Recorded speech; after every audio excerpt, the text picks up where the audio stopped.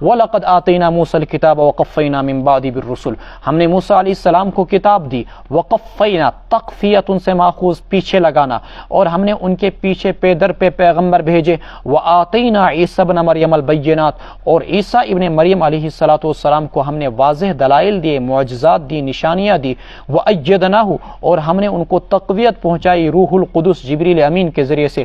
افکلما جاءکم رسول بما لا تہوی، کیا یہ چیز امر واقعہ نہیں کہ جب بھی تمہارے پاس کوئی پیغمبر آیا، بما لا تہوی انفسکم، جو تمہارے نفس کی خواہش کے مطابق نہ ہوتا، استکبرتم، تو تم نے تکبر اختیار کیا، ففریقا کذبتم، ایک فریق کو تم نے جھٹلایا، وفریقا تقتلون، اور ایک فریق کو تم نے قتل کیا، وقالوا قلوبنا غلف۔ حضرت موسیٰ علیہ السلام کے بعد اللہ تعالیٰ نے ان کے اندر پے در پہ ہزاروں پیغمبروں کو بھیجا، جیسا کہ کل بھی بتایا تھا میں نے، تقریباً بنو اسرائیل کے اندر 4000 پیغمبر آئے۔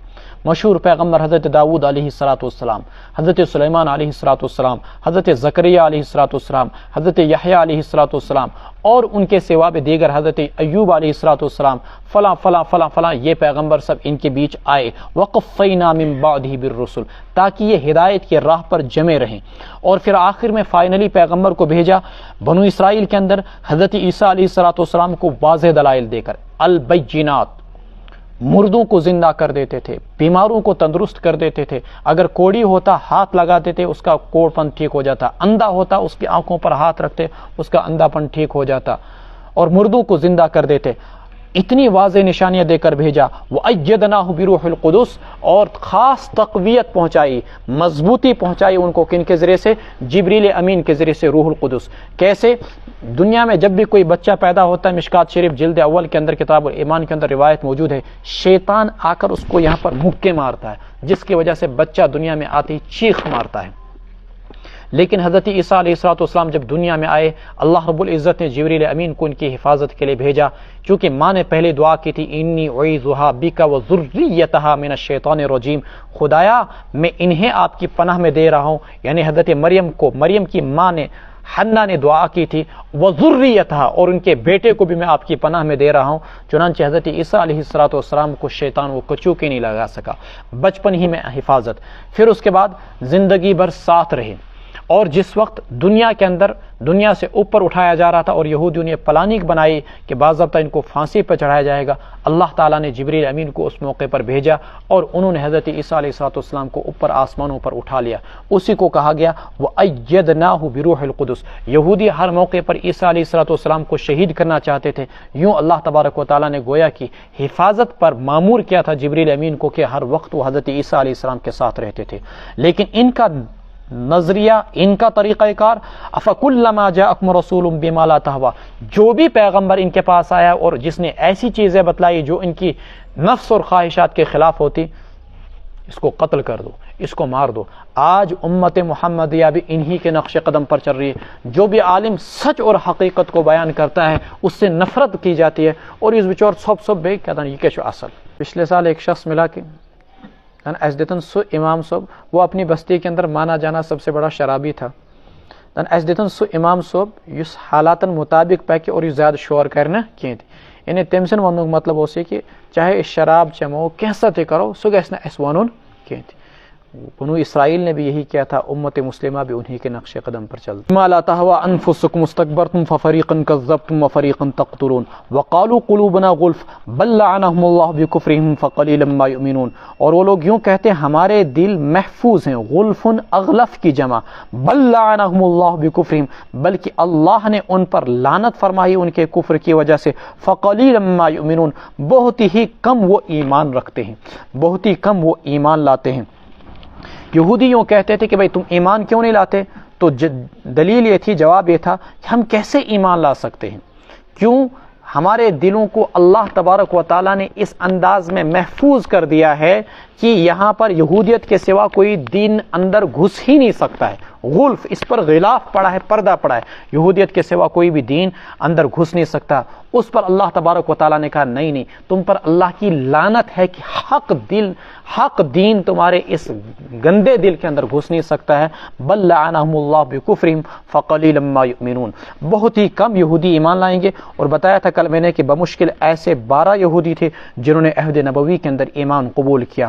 وَلَمَّا جَاءَهُمْ كِتَابٌ مِّنْ عِندِ اللَّهِ مُصَدِّقٌ لِّمَا مَعَهُمْ وَكَانُوا مِن قَبْلُ يَسْتَفْتِحُونَ عَلَى الَّذِينَ كَفَرُوا فَلَمَّا جَاءَهُم مَّا عَرَفُوا كَفَرُوا بِهِ فَلَعْنَةُ اللَّهِ عَلَى الْكَافِرِينَ، اور جب آئی ان کے پاس کتاب اللہ کی جانب سے مصدق لما معہم، جو کہ تصدیق کرنے والی تھی اس کتاب کی جو ان کے پاس موجود ہے، یعنی تورات کی، وَكَانُوا مِن قَبْلُ يَسْتَفْتِحُونَ عَلَى الَّذِينَ كَفَرُوا، اور وہ اس سے پہلے باضابطہ فتح مانگا کرتے تھے اللہ تبارک و تعالیٰ سے ان لوگوں کے خلاف جنہوں نے کفر کیا۔ فَلَمَّا جَاءَهُم مَّا عَرَفُوا كَفَرُوا بِهِ، پس جب آئی ان کے پاس وہ کتاب یا آیا ان کے پاس وہ پیغمبر جسے وہ پہچانتے تھے، کفروا بِهِ، انہوں نے اس کا انکار کیا، فَلَعْنَةُ اللَّهِ عَلَى الْكَافِرِينَ، سو اللہ کی لعنت ہو کافروں پر۔ اوس و خزرج جب کبھی یہودیوں کو تھوڑا سزا دیتے یا انہیں کسی دشمن کی طرف سے کسی بھی سزا کا سامنا کرنا پڑتا تو یہ اپنے دشمنوں کو یوں دھمکی دیا کرتے تھے، کر لو تم عیش، کر لو تم مزے، کر لو تم ظلم، ان قریب نبی آخر الزمان دنیا میں تشریف لانے والے ہیں، چونکہ تورات میں جا بجائے اس کی پیشن گوئیاں موجود تھی، ہم ان کی اتباع کر کے ان کے جھنڈے تلے آ کر تم کو سزا دیں گے اور تم کو مزہ چکھائیں گے۔ یہ یہودی باضابطہ اپنے دشمنوں اور اپنے مخالفین کو دھمکی دیا کرتے تھے، نبی آخر الزمان کو آنے دو، ان کے جھنڈے تلے ہو کر ہم تم کو خوفناک سزا دیں گے اور تمہیں عبرتناک سزا دیں گے۔ اللہ تبارک و تعالیٰ کہتے ہیں کہ جس پیغمبر کا تمہیں انتظار تھا، جب وہ پیغمبر آ گیا تو تم نے اس کے ساتھ کیا رویہ اختیار کیا، حالانکہ تمہاری کتاب اس پیغمبر کی باضابطہ تصدیق کرتی ہے، اور وہ پیغمبر اور اس کی کتاب یعنی قرآن کریم، تمہاری کتاب یعنی تورات اور تمہارے پیغمبر حضرت موسیٰ علیہ السلام کی تصدیق بھی کرتا ہے، تم نے اس کے ساتھ یہ رویہ اختیار کیا کہ اس کا انکار کیا، تم ان کی دشمنی پر ڈٹ گئے اور جم گئے، کیوں؟ محض اس ضد کی وجہ سے کہ وہ پیغمبر حضرت ابراہیم علیہ السلام کے 2 فرزند تھے، ایک اسحاق اور ایک اسماعیل، اسحاق کی نسل سے آنے والے جتنے بھی آگے یہ 4000 پیغمبر میں نے آپ کو بتلائے، یا یہ جتنے بنو اسماعیل بتائے میں نے جو باضابطہ طور پر ملک شام کے اندر بسے تھے، یہ سب کے سب حضرت اسحاق علیہ السلام کی نسل سے، اور عرب جتنے بھی ہیں وہ سب کے سب حضرت اسماعیل علیہ السلام کے نسل سے۔ تو اس ضد کی وجہ سے کہ یہ پیغمبر آخر الزمان، نبی آخر الزمان، یہ بنو اسحاق کے اندر کیوں نہیں آیا، بنو اسماعیل کے اندر کیوں آ گیا، ہم نہیں مانیں گے، ہمارے خاندان کے اندر کیوں نہیں آیا، ہم نہیں مانیں گے، محض اس ضد اور سرکشی کی وجہ سے۔ قرآن کریم نے اسی مضمون کو بیان کیا، جب آیا ان کے پاس، جب آ گئی ان کے پاس وہ کتاب اللہ کی جانب سے جو کتاب کی تصدیق کرتی ہے، اس کتاب کی جو کہ ان کے ساتھ تھی، وَكَانُوا مِن قَبْلُ يَسْتَفْتِحُونَ عَلَى الَّذِينَ كَفَرُوا، اور اس سے پہلے وہ فتح طلب کیا کرتے تھے ان لوگوں کے خلاف، اللہ تعالیٰ سے فتح کی دعائیں مانگا کرتے تھے ان لوگوں کے خلاف جنہوں نے کفر کیا۔ فَلَمَّا جَاءَهُم مَّا عَرَفُوا، پس جب آیا وہ پیغمبر، آئی وہ کتاب جسے وہ پہچانتے تھے، دونوں ترجمے آپ کر سکتے ہیں، کفروا بھی، انہوں نے اس کا انکار کیا، فَلَعْنَةُ اللَّهِ عَلَى الْكَافِرِينَ بِئْسَ مَا اشْتَرَوْا بِهِ أَنفُسَهُمْ، بہت ہی بری ہے وہ چیز جس کو انہوں نے وصول کیا، أَن يَكْفُرُوا بِمَا أَنزَلَ اللَّهُ، یہ کہ انہوں نے کفر کیا محض اس وجہ سے کہ اللہ تبارک و تعالیٰ نے اتارا، بغین ضد اور سرکشی کی وجہ سے، ان ينزل اللہ، یہ کہ اللہ تبارک و تعالیٰ اتارتے ہیں اپنے فضل میں سے، علی من یشاء، جس پر چاہتے ہیں اپنے بندوں میں سے، فباؤوا بغضب علی غضب، سو غضب بالائے غضب کے مستحق ٹھہرے، وللکافرین عذاب مہین، اور کافروں کے لیے رسوا کن عذاب ہوگا۔ بئس ما اشتروا به انفسهم ان یکفروا، یعنی جس چیز کا انہوں نے سودا کر دیا اور جس چیز کے عوض انہوں نے اپنے آپ کو بیچ دیا، وہ کیا تھا؟ کفر۔ کفر کیوں کیا؟ کس چیز کا کفر کیا؟ اللہ کی نازل کردہ کتاب بما انزل اللہ، قرآن کریم کا کیوں کفر کیا؟ مفعول ہے لہو، بغین سرکشی کی وجہ سے، ان ينزل اللہ، اسی کی مزید تشریح کہ اللہ تبارک و تعالیٰ نے اپنے فضل اپنے فضل میں سے جس پر چاہتے اپنے بندوں میں سے اتارتے ہیں. یعنی حضرت محمد رسول اللہ صلی اللہ علیہ وسلم پر قرآن کو اتارا, بنو اسماعیل پر قرآن کو اتارا اور بنو اسحاق پر نہیں اتارا. فباؤوا بغضب علی غضب, یہ غضب بالائے غضب کے مستحق ٹھہرے. وللکافرین عذاب مہین, اور کافروں کے لیے دردناک عذاب. ایک تو تورات کا بھی انکار کیا اور اوپر سے قرآن کا بھی انکار کیا. اب یہ نہ یہودی رہے اور نہ یہ مسلمان. یہودی کیوں نہیں رہے؟ اس لیے کہ تورات کے اندر ان کو حکم دیا گیا تھا, آرڈر دیا گیا تھا محمد رسول اللہ صلی اللہ علیہ وسلم پر ایمان لانا, تو وہ نہ یہودی رہے اور نہ مسلمان رہے, اس لیے غضب بالائے غضب کے مستحق ٹھہرے. وَإِذَا قِيلَ لَهُمْ آمِنُوا بِمَا أَنزَلَ اللَّهُ, دلیل کیا تھی؟ ہمیں حضرت یعقوب علیہ السلام نے یہ وصیت کر رکھی ہے کہ تم صرف دین ابراہیمی کو ماننا اور صرف اسی پیغمبر پر ایمان لانا جو بنو اسرائیل کے اندر ہو, اور اس کے سوا کسی اور پر ایمان نہیں لانا. فرمایا یہ جھوٹ بولتے ہیں, ایسی کوئی وصیت حضرت یعقوب علیہ السلام نے نہیں کی. اس کی تفصیل اسی پارے کے آخر میں مزید آ رہی ہے. وَإِذَا قِيلَ لَهُمْ آمِنُوا بِمَا أَنزَلَ اللَّهُ, تو یوں کہتے ہیں جب ان سے کہا جاتا ایمان لے آؤ اس چیز پر جو اللہ نے اتاری. قالوا نؤمن بما انزل علینا, تو فرماتے ہیں ہم ایمان لائیں گے صرف اس پر جو ہم پر اتاری جائے, یعنی بنو اسحاق پر. ویکفرون بما وراء, اور اس کے سوا کا وہ انکار کرتے ہیں. وهو الحق مصدقا لما معهم, حالانکہ وہ اتاری جانے والی کتاب یعنی یہ قرآن کریم مصدقا تصدیق کرنے والی ہے لما معهم, اس کتاب کی جو ان کے ساتھ ہے یعنی تورات کی. قل فلم تقتلون انبیاء اللہ من قبل ان کنتم مؤمنین, اب انہوں نے یہ دعویٰ کیا کہ ہم صرف انہی پیغمبروں پر ایمان لائیں گے جو کس پر, جو کن میں سے ہوں گے؟ بنو اسحاق میں سے ہوں گے. بنو اسماعیل میں جو پیغمبر آئیں گے جیسا کہ محمد رسول اللہ صلی اللہ علیہ وسلم ہیں, ہم ان پر ایمان نہیں لائیں گے. قرآن کریم ان کو دلیل الزامی کے طور پر یوں کہہ رہا ہے اگر تمہارا یہی مدعا ہے کہ تم صرف ان پیغمبروں پر ایمان لاتے ہو جو بنو اسحاق کے اندر آئے, ظالمو یہ بتاؤ کہ تم نے ان پیغمبروں کو کیوں قتل کیا جو بنو اسحاق ہی کے اندر آئے تھے؟ تم نے تو ان کو بھی نہیں مانا. معلوم ہوا کہ تم اپنے اس دعوے کے اندر جھوٹے ہو, تم صرف اپنی خواہشات نفسانی پر ایمان لاتے ہو اور اس کے سوا کسی چیز پر نہیں. قل فلم تقتلون انبیاء اللہ, کیوں اللہ کے پیغمبروں کو تم قتل کرتے تھے اس سے پہلے؟ ان کنتم مؤمنین, اگر تم ایمان والے تھے. وَلَقَدْ جَاءَكُم مُوسَىٰ بِالْبَيِّنَاتِ, تمہارے پاس موسیٰ علیہ السلام آئے واضح دلائل لے کر. ثم اتخذتم العجل من بعدہ وانتم ظالمون, پھر تم نے بچڑے کو اپنایا, بچڑے کو معبود بنایا اس کے بعد. وانتم ظالمون, اور تم لوگ ظالم تھے. وَإِذْ أَخَذْنَا مِيثَاقَكُمْ, اگر تم یہ دعویٰ کرتے ہو کہ ہم صرف اس کتاب کو مانتے ہیں اور ہم موسیٰ علیہ السلام کو مانتے ہیں یا اسی طریقے سے بنو اسرائیل کو مانتے ہیں, یہ بتاؤ کہ پھر تم نے بچڑے کی پوجا کیوں کی تھی؟ سوال یہ پیدا ہوتا ہے کہ اگر ہزاروں سال پہلے ان کے آباء و اجداد نے بچڑے کی پوجا کی تھی تو ہزاروں سال بعد آنے والے یہودیوں کو یہ طعنہ کیوں قرآن کی جانب سے دیا جا رہا ہے؟ جواب یہ ہے کہ یہ اپنے آباء و اجداد کے اس عمل سے بیزار نہیں تھے بلکہ راضی تھے. تو اپنے آباء و اجداد کے اس عمل پر راضی ہونے کی وجہ سے ان پر بھی الزام لگا کہ جیسے تمہارے آباء و اجداد ویسے تم وہ گوسالہ پرست ہو, تم بھی ان سے کوئی کمتر نہیں ہو. وَإِذْ أَخَذْنَا مِيثَاقَكُمْ وَرَفَعْنَا فَوْقَكُمُ الطُّورَ, وہ لمحہ یاد کرو جب ہم نے تم سے وعدہ لیا اور ہم نے تمہارے اوپر طور کو بلند کیا, طور نامی پہاڑ کو. خُذُوا مَا آتَيْنَاكُمْ بِقُوَّةٍ, پکڑو اس چیز کو جو کچھ ہم نے تم کو دیا مضبوطی کے ساتھ. واسمعوا, اور غور سے سنو. قولوا سمعنا, کہنے لگے ہم نے سن لیا. وعصینا, اور ہم نے نافرمانی کی. واشربوا فی قلوبہم العجل بکفرہم, اور ان کے دلوں کے اندر بچڑے کو پیوست کر دیا گیا تھا ان کے کفر کی وجہ سے, کوٹ کوٹ کر بھر دیا گیا تھا. قل بئس ما یأمرکم بہ ایمانکم, آپ کہہ دیجئے بہت ہی بری ہے وہ چیز جس کا تمہارا ایمان تمہیں حکم دیتا ہے اگر تم صاحب ایمان ہو. یہ بفرض محال ہے کہ اگر تمہارا ایمان ایسا ہے جو تمہیں اس بات کا حکم دیتا ہے پھر تمہارا ایمان درست نہیں ہے. چونکہ ان کے پاس ایمان ہی نہیں تھا تو گویا کہ ان کے ایمان نے بھی ان کو یہ حکم نہیں دیا, یہ تو صرف ان کے نفس نے ان کو اس کا حکم دیا تھا. وہ نفس پرست تھے, ایمان کی اتباع کرنے والے نہ تھے. قل ان کانت لکم الدار الاخرہ, ایک اور دعویٰ یہ تھا جو ایسے مسلمان کچھ لوگ بولتے ہیں, وہ یہ بولتے ہیں کہ آخرت ہمارے لیے ہے, ہم نے تو جنت میں جانا ہی ہے، اللہ غفور رحیم ہے، ہمارا پیر صاحب ہم کو بچائے گا، ہمارا فلاں ولی ہم کو بچائے گا۔ یہودی بھی اسی قسم کے دعوے کیا کرتے تھے۔ اللہ نے کہا ان کانت لکم الدار الآخرۃ عند اللہ، آج مشرکین بھی اسی چیز کو بولتے ہیں، ہمارے فلاں بابے ہم کو بچائیں گے، ہمارے فلاں معبود ہم کو بچائیں گے، فلاں ہماری نجات کا باعث بنے گا۔ یہودی بھی یہی کہتے ہیں عزیر علیہ السلام ہمیں بچائیں گے، اور عیسائی بھی یہی کہا کرتے ہیں کہ حضرت عیسیٰ علیہ السلام ہمیں بچائیں گے۔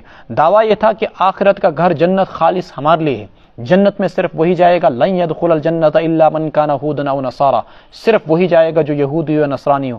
اللہ نے فرمایا ان كانت لكم الدار الاخرہ، اگر جنت تمہارے لیے لکھی ہوئی ہے اور جنت میں تم ہی کو جانا ہے، تمہارے سوا کسی اور کو نہیں جانا ہے، اور جنت خالص تمہارے لیے، اور جنت تو دنیا سے کروڑوں گنا افضل، بہتر اور عمدہ جگہ ہے، تو جنت میں جانے کی ایک ہی سبیل ہے، ایک ہی راہ ہے کہ تم مر جاؤ، تو اللہ تعالیٰ سے موت کی تمنا کرو تاکہ تم مر جاؤ، اور مرنے کے بعد تم جنت میں پہنچ جاؤ، کر کے دکھاؤ نا موت کی تمنا۔ قل ان کانت لکم الدار الاخرۃ عند اللہ، آپ کہہ دیجئے اگر آخرت کا گھر اللہ تبارک و تعالیٰ کے یہاں خالص تمہارے لیے ہے، دیگر لوگوں کو چھوڑ کر کسی اور کے لیے ہے ہی نہیں، فتمنوا الموت ان کنتم صادقین، تو جنت میں جانے کی ایک ہی سبیل ہے کہ تم مر جاؤ، تو موت کی تمنا کرو نا اگر تم سچے ہو۔ ولن یتمنوا ابدا بما قدمت ایدیہم، یہ ہرگز موت کی تمنا نہیں کریں گے کبھی بھی، بما قدمت ایدیہم، اپنے ان کرتوتوں کی وجہ سے جو ان کے ہاتھوں نے آگے بھیجے، واللہ علیم بالظالمین، اور اللہ ظالموں کو خوب جاننے والے ہیں۔ ولتجدنہم احرص الناس علی حیاۃ، اور آپ پائیں گے انہیں زندگی کا سب سے زیادہ حریص اور لالچی، ومن الذین اشرکوا، اور مشرکوں سے بھی زیادہ ان کو آپ موت کا حریص اور لالچی پائیں گے۔ یود احدہم، ان یہودیوں میں کا ہر ایک یہ تمنا کرتا ہے، یہ چاہتا ہے، لو یعمر، کہ کاش اس کو عمر دے دی جائے 1000 سال، الف سنہ، وما هو بمزحزح من العذاب ان یعمر، اور یہ عمر کا دیا جانا یعنی بالفرض والمحال اگر ان کو 1000 سال عمر بھی دے دی جائے، وما هو بمزحزح من العذاب، نہیں ہٹا پائے گا ان کو عذاب سے یہ عمر دیا جانا، یہ عمر بھی ان کو عذاب سے نہیں بچا پائے گی۔ واللہ بصیر بما یعملون، اللہ دیکھ رہے ہیں جو کچھ وہ کرتے ہیں۔ یہ ان کے جھوٹے اور من گھڑت دعوے تھے کہ ہم اللہ تبارک و تعالیٰ کے محبوب و پیارے ہیں اور جنت صرف ہمارے لیے لکھی گئی ہے۔ اللہ تبارک و تعالیٰ نے فرمایا کہ اگر جنت تمہارے لیے لکھی گئی تو موت کی تمنا کرو، یہ موت کی تمنا ہرگز نہیں کریں گے۔ آپ دیکھیے کہ جس وقت بنو قریظہ میں ان کو قتل کیا جا رہا تھا، یہ زندگی کے اتنے لالچی تھے، اتنے حریص تھے کہ ان لوگوں نے اس موقع پر ہتھیار ڈال دیے، اور بنو نذیر کو جس وقت جلا وطن کیا جا رہا تھا اس موقع پر بھی انہوں نے ہتھیار ڈال دیے اور کسی نے کوئی مقابلہ نہیں کیا۔ دنیا کے اندر سب سے زیادہ بزدل قوم، اور بزدل کا شیوا یہ ہوتا ہے کہ الرضیع اذا ارتفع تکبر واذا حکم تجبر، جب بزدل انسان موقع پاتا ہے تو وہ ظلم کرتا ہے، جیسے کہ اس وقت وہ فلسطین کے اندر کر رہا ہے۔ قل من كان عدوا لجبريل فانه نزله على قلبك باذن الله مصدقا لما بين يديه وهدى وبشرى للمؤمنين۔ اوپر کے آیات میں ہم کو یہ سبق ملا کہ خالص جھوٹی آرزوئیں، جھوٹی تمنائیں انسان کے لیے نجات کا باعث نہیں بن سکتی۔ امت مسلمہ کو یہ سبق ملا، اللہ تبارک و تعالیٰ کے یہاں حسب و نسب کام نہیں آئے گا۔ میں سید خاندان سے ہوں، میں فلاں عالم کا بیٹا ہوں، میں فلاں مفتی ہوں، میں مسجد کا متولی ہوں، یہ سارے عہدے، یہ ساری کے ساری چیزیں تم کو اللہ تبارک و تعالیٰ کے یہاں عذاب سے نہیں بچا پائیں گے۔ اللہ تبارک و تعالیٰ کے یہاں اگر کوئی چیز کام آنے والی ہے تو وہ ایمان اور اعمال صالحہ ہیں۔ یہاں سے آگے ایک اور چیز جس کو بیان کیا جا رہا ہے، قل من كان عدوا لجبريل فانه نزله على قلبك، ان کا نظریہ یہ تھا کہ جبریل علیہ السلام ہمارے دشمن ہیں۔ کیوں؟ جب بھی ہم بنو اسرائیل پر عذاب آیا تو عذاب لانے والے ہم پر جبریل تھے، لہٰذا اے محمد صلی اللہ علیہ وسلم اگر آپ پر جبریل کے سوا کوئی اور پیغمبر میکائیل وغیرہ وہی لے کر آتا تو ہم ماننے کے بارے میں سوچ سکتے تھے، لیکن آپ پر چونکہ وہی جبریل لاتا ہے اور جبریل نے ہماری بستیوں کو تباہ و برباد کیا، ہم پر عذاب لایا، لہٰذا ہم ایمان نہیں لا سکتے ہیں آپ پر۔ اللہ رب العزت نے کہا جبریل ہو یا میکائیل، کوئی بھی پیغمبر ہو، کوئی بھی رسول ہو، یہ اللہ کے حکم کے بغیر کوئی بھی حرکت نہیں کر سکتے۔ اللہ کے حکم کے بغیر کوئی جبریل یا میکائیل کسی بستی کو تباہ نہیں کر سکتا ہے۔ تو جبریل کی دشمنی گویا کہ یہ اللہ کے ساتھ دشمنی ہے، جبریل کی دشمنی گویا کہ میکائیل کے ساتھ دشمنی ہے۔ تم جو ان کے درمیان تفریق کر کے اور ان کو الگ الگ کر کے انتشار میں ڈالنا چاہتے ہو، جبرائیل بھی اللہ کا، میکائیل بھی اللہ کا، رسول بھی اللہ کے، فرشتے بھی اللہ کے۔ جبریل کی دشمنی گویا کہ اللہ کی دشمنی ہے، جبریل کی دشمنی گویا کہ فرشتوں کی دشمنی ہے۔ قل من کان عدوا لجبریل، آپ کہہ دیجئے جو دشمن ہو جبریل کا، فإنہ نزلہ علی قلبک، تو یقیناً جبریل ہی نے اس قرآن کو اتارا آپ کے دل پر اللہ کے حکم سے، مصدقا لما بین یدیہ، یہ قرآن تصدیق کرنے والا ہے اس کتاب کی جو اس سے پہلے ہے، وہ ہدا، اور یہ قرآن لوگوں کو رہبری اور رہنمائی کرنے والا ہے، وہ بشرا، اور خوشخبری سنانے والا ہے للمؤمنین، اہل ایمان کو۔ من کان عدوا للہ، جو شخص دشمن ہو اللہ کا، وملائکتی، اس کے فرشتوں کا، ورسلہ، اور اس کے رسولوں کا، وجبریل ومیکالا، جبریل اور میکائیل کا، فإن اللہ عدو للکافرین، یاد رکھیے کہ اللہ تبارک و تعالیٰ دشمن ہے کافروں کا۔ یعنی بتایا کہ ایک کی دشمنی گویا کہ سب کی دشمنی کو مستلزم ہے، ایک کی دشمنی سب کی دشمنی کو مستلزم ہے۔ اگر جبریل کے ساتھ دشمنی یہ سب کے ساتھ دشمنی ہے، ایک کا انکار سب کا انکار ہے۔ اگر کسی شخص نے حضرت عیسیٰ علیہ السلام کی نبوت کا انکار کیا، موسیٰ علیہ السلام کی نبوت کا انکار کیا، تورات کی کتاب خداوندی ہونے کا انکار کیا، انجیل کی کتاب خداوندی ہونے کا انکار کیا، تو وہ شخص کافر ہے۔ کیوں؟ کسی ایک پیغمبر کا انکار گویا کہ سارے پیغمبروں کے انکار کو مستلزم ہے۔ وَلَقَدْ أَنزَلْنَا، اس لیے اس شریعت کے اندر عیسیٰ علیہ السلام کی توہین کرنا، موسیٰ علیہ السلام کی توہین کرنا جائز نہیں ہے۔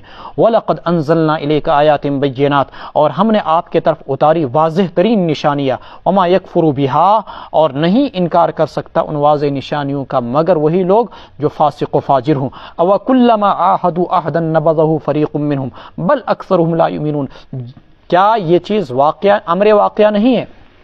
کیا یہ واقعہ نہیں؟ کیا یہ حقیقت نہیں کہ جب ان یہودیوں نے کوئی وعدہ کیا، نبذہ فریق منہم، تو ان میں سے ایک فریق، ایک جماعت نے اس وعدے کو پس سے پش ڈال دیا، بل اکثرہم لا یؤمنون، بلکہ ان یہودیوں میں سے اکثر لوگ ایمان لانے والے نہیں۔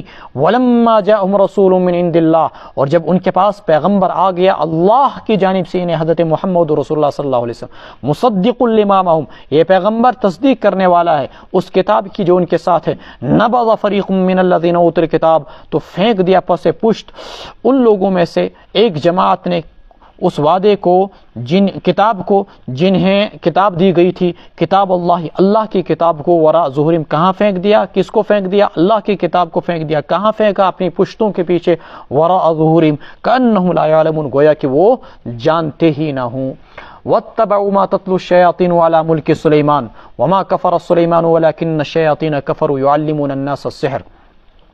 یہاں سے آگے ایک الگ مضمون، جادو اور اس کے احکام۔ واتبعوا ما تتلو الشیاطین، اور انہوں نے پیروی کی ان احکام کی جو شیاطین پڑھتے تھے سلیمان علیہ السلام کی بادشاہت کے زمانے میں۔ وما کفر سلیمان، حالانکہ سلیمان علیہ السلام نے کفر نہیں کیا، ولکن الشیاطین کفروا، لیکن شیاطین نے کفر کیا، یعلمون الناس السحر، جو لوگوں کو جادو سکھلاتے تھے۔ وما انزل علی الملکین، اور پیروی کی انہوں نے اس چیز کی جو کچھ کی اتارا گیا تھا دو فرشتوں پر، ببابل، بابل میں، ہاروت یعنی ہاروت اور ماروت پر۔ دیکھیں ما انزل کا عطف ما واتبعوا پر ہے، واتبعوا ما تتلو الشیاطین، ان یہودیوں نے پیروی کی ان چیزوں کی جو کہ جن کو کہ پڑھتے تھے شیاطین، اور ان یہودیوں نے پیروی کی ما انزل علی الملکین، ان چیزوں کی جو کہ اتارا گیا دو فرشتوں پر، بابل میں یعنی ہاروت اور ماروت پر۔ حضرت سلیمان علیہ السلام کے زمانے میں جادو کا ہر طرف سے چرچا عام تھا، اور لوگوں نے اس کو اپنا بہت بڑا مشغلہ اپنایا تھا۔ آپ کو یاد ہوگا کہ بخت نصر نے بیت المقدس کو تخت و تاراج کیا، ہزاروں یہودیوں کا قتل عام کیا، اور پورے شہر کو زمین کے ساتھ ہموار کر دیا۔ یہاں تک آتا ہے کہ اس نے وہاں کے کتے اور بلیوں کو بھی نہیں بخشا، ان کے لڑنے والے ان کے مردوں کو قتل کر دیا، بچوں، عورتوں اور بوڑھوں کو گرفتار کر کے لایا بابل عراق کے اندر، اور ان کو وہاں پر غلام بنا کے رکھا 70 سے زائد سال تک۔ اب یہاں پر یہ غلامانہ زندگی گزار رہے ہیں، بحیثیت قیدی کے ہیں، ان کے پاس کوئی رہبر و رہنما نہیں۔ اس قیدی ہونے کے عالم میں بھی، اس غلامیانہ زندگی کے اندر بھی انہوں نے جادوگری کو نہیں چھوڑا۔ اور جادوگری کو کثرت سے سیکھنے لگے۔ ادھر سے اللہ تبارک و تعالیٰ اپنے پیغمبروں پر معجزات بھیجتے تھے۔ معجزہ کسے بولتے ہیں؟ خلاف ظاہر ہونے والی چیز کو۔ مثال، کوئی شخص ابھی آپ کو دکھلا دے جو چیز مشاہدے کے خلاف ہو، یہاں سے یوں اٹھا دیا اور اس طریقے سے سونا دکھلا دیا آپ کو، اس کو معجزہ کہتے ہیں۔ کرامت بھی اسی طریقے کی ہوتی ہے، لیکن کرامت اور معجزے میں ایک فرق ہے۔ معجزہ نبی کے ہاتھ سے ظاہر ہوتا ہے، کرامت ولی کے ہاتھ سے ظاہر ہوتی ہے۔ اور سحر بھی خلاف واقعہ چیز کو بولتے ہیں۔ سحر اور معجزے میں ایک فرق ہے کہ سحر جادوگر جب چاہے، ساحر جب چاہے جادو کا کرتب دکھلا سکتا ہے، معجزہ پیغمبر جب چاہے تب اس کا کرتب نہیں دکھلا سکتا ہے، نبی جب چاہے تب معجزہ نہیں دکھلا سکتا ہے، ولی جب چاہے تب کرامت نہیں دکھلا سکتا ہے۔ اللہ چاہے تو اپنے ولیوں کے ہاتھ سے کرامت کا اظہار کرا سکتا ہے، اللہ چاہے تو نبیوں کے ہاتھ سے معجزے کا اظہار کرا سکتا ہے، لیکن جادوگر جب چاہتا ہے تب اپنے کرتب کا مظاہرہ کر سکتا ہے۔ تو چونکہ ایک طرف سے پیغمبروں کی معجزات اور ایک طرف سے جادوگروں کی جادوگری، تو ہونے ایسا لگا کہ یہ سحر، جادو اور معجزہ آپس میں مشتبہ ہونے لگے، خلط اور ملط۔ اللہ تبارک و تعالیٰ نے جادو اور معجزے کے درمیان فرق کرنے کے لیے آسمان سے دو فرشتوں کو بھیجا، ہاروت اور ماروت کو، جو لوگوں کو جادو کی حقیقت بتلائیں کہ بھائی جادو یہ ہے، معجزہ یہ ہے، جادو غلط ہے، معجزہ درست ہے۔ اس غرض سے اللہ تعالیٰ نے دو فرشتوں کو بھیجا۔ آپ کہہ سکتے ہیں کہ اس تعلیم کے غرض سے اللہ تعالیٰ پیغمبروں کو بھی تو بھیج سکتے تھے، فرشتوں کو کیوں بھیجا؟ دیکھیں، فرشتہ اگر پیغمبر اگر جادو کے کرتب دکھلاتا تو لوگ اسی چیز میں اس کو مقتدا مان کر اس کو فالو کرتے، اس کی اتباع اور پیروی کرتے، گویا کہ ہدایت میں پیروی کرنے کے بجائے پیغمبر کی جادوگری میں پیروی کی جاتی۔ اس لیے اللہ تبارک و تعالیٰ نے جادو کے حقائق کو بیان کرنے کے لیے کسی فرشتے کو نہیں بھیجا، جادو کے حقائق کو بیان کرنے کے لیے فرشتوں کو بھیجا۔ اللہ تعالیٰ نے پیغمبر کو نہیں بھیجا اسی غرض سے، چونکہ پیغمبر کی باضابطہ طور پر اقتدا کی جاتی تھی کس چیز میں؟ امور شریعت میں، احکام شریعت میں۔ اب اگر پیغمبر ان جادو کی چیزوں کو سکھلاتا، لوگ اسی میں اقتدا کرتے، حالانکہ پیغمبر کی ان چیزوں میں اقتدا نہیں کرنی چاہیے، پیغمبر کی اقتدا تو امور شریعت میں کی جانی چاہیے تھی۔ اس غرض سے اللہ تبارک و تعالیٰ نے ہاروت اور ماروت کو بھیجا۔ وما انزل علی الملکین ببابل ہاروت و ماروت۔ اب یہ لوگوں کے پاس آتے اور لوگوں کو بتلا دیا کہ بھائی دیکھو یہ جادو ہے اور یہ معجزہ ہے، اور پھر جادو کے حقائق بتلاتے، یہ اس میں خرابیاں، یہ اس میں خرابیاں، یہ اس میں خرابیاں۔ اگر کوئی شخص بیان کر رہا ہو یا کہیں پر کوئی ویڈیو دکھلائے گی اور اس ویڈیو کے اندر بتلایا گیا کہ بھائی نشے کے اندر فلاں فلاں فلاں فلاں فلاں چیز استعمال کی جاتی ہے اور اس سے بچنا چاہیے۔ مثلا آپ نے سنا ہوگا نشے کے اندر کیا کیا چیزیں استعمال کی جاتی ہیں، تقریباً 500 قسم کی چیزیں استعمال کی جاتی ہیں، مختلف قسم کے انجیکشن استعمال کیے جاتے ہیں، مختلف قسم کا سوف استعمال کیا جاتا ہے، پاؤڈر استعمال کیا جاتا ہے، اور ٹیبلٹس استعمال کی جاتی ہیں، اور اسی طریقے سے کھانسی کی دوائی استعمال کی جاتی ہے۔ جب انسان کو کچھ بس نہیں چلتا تو لوگ باضابطہ اپنے موضوع کو نکال کر ان کو 10-15 دن تک لگا کر جب اس میں بدبو پیدا ہو جاتی ہے اس بدبو کو سونگھتے ہیں اور اس کے ذریعے سے اپنے نشے کی تسکین حاصل کرتے ہیں۔ یا اسی طریقے سے باضابطہ طور پر جوتوں کی جو پالش ہے اس کو پیتے ہیں اور اس کے ذریعے سے اپنے نشے کی تسکین حاصل کرتے ہیں۔ یہ میں نے آپ کو 7-8 چیزیں بتلائی۔ ان چیزوں میں سے مقصد یہ تھا کہ میں آپ کو بتاؤں کہ بھائی نشے کے اندر کیا کیا خامیاں اور کن کن چیزوں کو نشے کے اندر استعمال کیا جاتا ہے۔ کوئی انسان نشہ کرنے والا ہو، اس کو پتہ چل جائے کہ آج تک تو صرف وہ پاؤڈر استعمال کرتا تھا، یہ ٹیبلٹ اور انجیکشن، اس نے کہا اچھا یہ دوائی بھی لگتی ہے۔ حالانکہ سکھلانے والے کا مقصد یہ تھا کہ ان چیزوں سے، ان گندی چیزوں سے بچنا، لیکن اس نے ان گندی چیزوں کو استعمال کرنا شروع کر دیا۔ ایسا ہی کچھ ان فرشتوں کے ساتھ بھی ہوا۔ ان فرشتوں نے لوگوں کو سکھلایا کہ بھائی جادو کے اندر یہ خرابیاں ہیں، جادو کی یہ طریقے ہیں، یہ بھی غلط، یہ طریقہ بھی غلط، یہ طریقہ بھی غلط، یہ طریقہ بھی غلط، یہ طریقہ بھی غلط۔ لیکن اگر کوئی اس کو مس یوز کرنے لگے تو کیا کر سکتے ہیں؟ میڈیکل والے بہت ساری دوائیاں دیتے ہیں اور ان دوائیوں کا ایک درست استعمال بھی ہوتا ہے اگر ایک مخصوص مقدار میں استعمال کی جائیں، لیکن وہی دوائیاں اگر ڈبل ڈوز لی جائیں تو وہ انسان کے لیے بے ہوشی کا باعث بن جاتی ہیں، نشے کا باعث بن جاتی ہیں۔ تو اگر کسی مریض نے ڈبل ڈوز لے کر اس کو بطور نشے کے استعمال کیا تو یہ ڈاکٹر کی غلطی نہیں ہے، ڈاکٹر نے تو اس کو کہا تھا اس طریقے سے اس کو درست طریقے سے استعمال کرنا، لیکن اگر مریض نے اس کو غلط استعمال کیا تو یہ ڈاکٹر کی غلطی نہیں۔ علی ھذا القیاس یہاں پر اگر فرشتوں نے ان کو یہ چیزیں سکھلائی کہ بھائی جادو یہ ہے، لوگوں نے اس کا غلط استعمال کیا، تو یہ الزام فرشتوں پر نہیں آ سکتا کہ فرشتوں نے لوگوں کو جادوگری سکھلائی۔ اس اعتراض کا جواب دینے کے لیے آپ کے سامنے میں نے اتنی تفصیلات بیان کی۔ وما يعلمان من احد حتى يقولا انما نحن فتنة فلا تكفر، اور وہ نہیں سکھلاتے تھے کسی کو بھی جادو حتى يقولا، جب تک کہ وہ یہ نہیں کہتے تھے ہم آزمائش ہیں، فلا تکفر، تم کفر نہ کرنا، یعنی اللہ نے ہم کو آزمائش کے طور پر بھیجا ہے کہ کون اس جادو کو سیکھ کر اس کا غلط استعمال کرتا ہے اور کون اس کا درست استعمال کرتا ہے۔ دیکھیں جادو سیکھنا اور سکھانا شریعت کے اندر اگر یہ کفریہ اور شرکیہ کلمات کے ذریعے سے ہو تو ناجائز اور حرام ہے۔ جادو سیکھنا اور سکھانا اپنانا کفر اور شرک ہے اگر یہ شرکیہ اور کفریہ کلمات کے ذریعے سے ہو۔ جادو کہتے کسے ہیں؟ کسی بھی خلاف واقعہ کام کو ظاہر کرنا شیطان کی مدد سے، جس میں استمداد بالشیطان ہو، عرف عام کے اندر شیطان سے مدد طلب کرنا۔ مثلا اس میں بہت ساری شرائط ہوتی ہیں، من جملہ ان شرائط میں سے کہ ناپاک رہنا، غسل نہیں کرنا، جنبی رہنا۔ اس لیے عورت اگر ایام حیض کے اندر جادوگری کرے تو اس کا جادو زیادہ جلد اثر کرتا ہے کیونکہ ناپاک ہوتی ہے۔ اس کے لیے پہلی شرط یہ ہوتی ہے، نیک اور صالح شخص کا جادو کبھی استعمال اثر نہیں کر سکتا ہے۔ اچھا، پھر اگر جادو ایسے کلمات کے ذریعے سے سیکھا جائے جو کہ مبہم اور نامعلوم ہو تب بھی ناجائز اور حرام۔ جادو اگر مسلمانوں کو دفاع کے لیے جائز کلمات کے ذریعے سے سیکھا جائے تو جائز۔